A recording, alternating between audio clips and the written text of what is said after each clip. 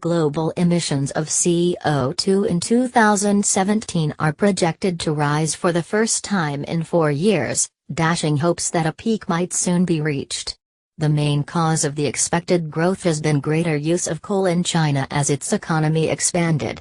Researchers are uncertain if the rise in emissions is a one-off or the start of a new period of CO2 buildup. Scientists say that a global peak in CO2 before 2020 is needed to limit dangerous global warming this century. The Global Carbon Project has been analyzing and reporting on the scale of emissions of CO2 since 2006. Carbon output has grown by about 3% per year in that period, but growth essentially declined or remained flat between 2014 and 2016.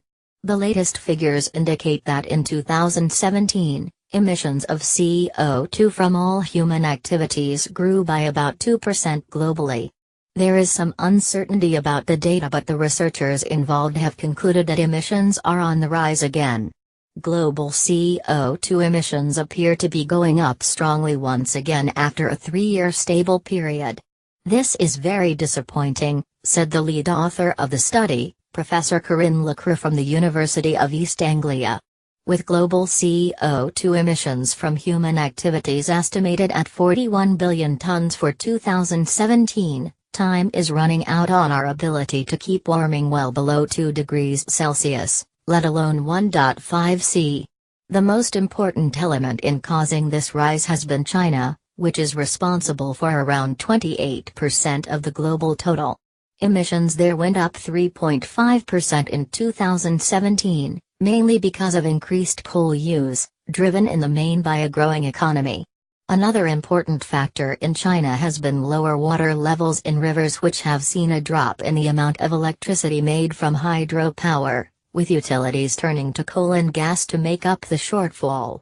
U.S. emissions have continued to decline, but the fall has been less than expected.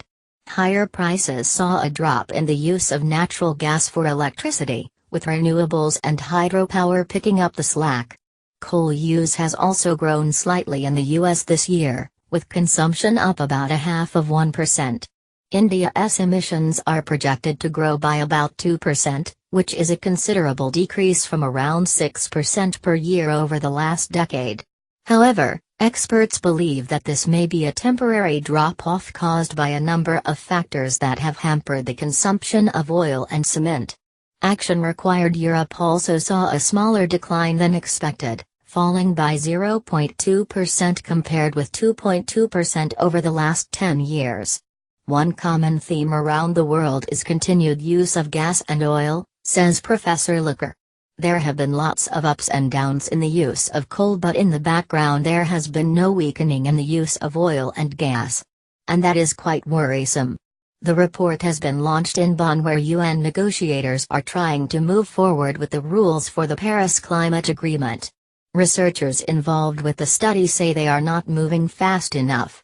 Lots of diplomats are working out the rules, but that is all a little bit meaningless unless they go back home to their countries and ratchet up climate action, and that is where the gap is, said Dr. Glenn Peters, from the Center for International Climate Research in Norway. These countries have to be pushing on with the policies, but everything keeps getting pushed back. The report is sure to increase tensions in Bonn between developed and developing nations.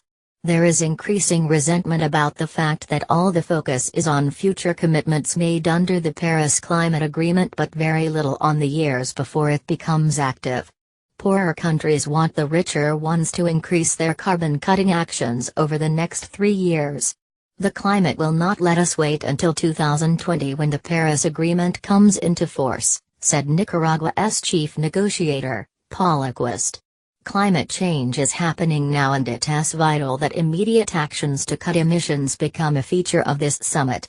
The new research on carbon emissions has been published simultaneously in the journals Nature Climate Change, Earth System Science Data Discussions, and Environmental Research Letters.